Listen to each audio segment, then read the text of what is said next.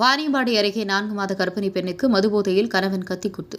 போலீசார் விசாரணை மேற்கொண்டு வருகின்றனர்.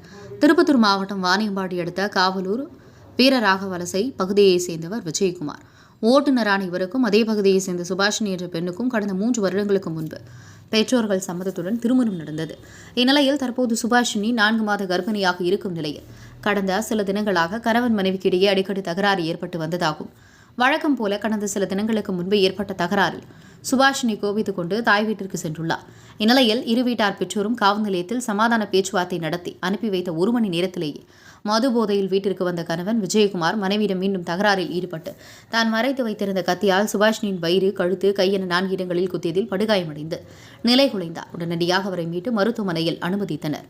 தகவல் அறிந்து சம்பவ இடத்திற்கு வந்த போலீசார் விசாரணை மேற்கொண்டதில் மதுபோதையில் இருந்த கணவன் விஜயகுமாரை கைது செய்து தீவிர விசாரணை மேற்கொண்டு வருகின்றனர்.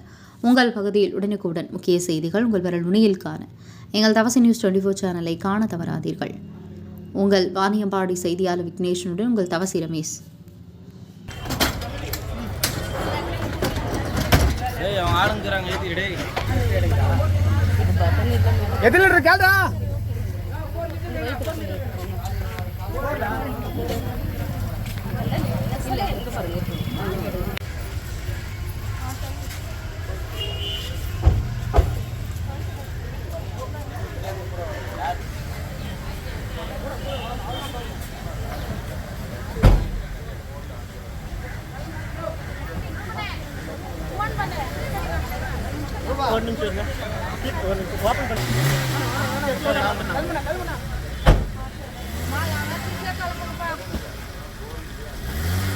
விட்டு போன் பண்றா டேய்.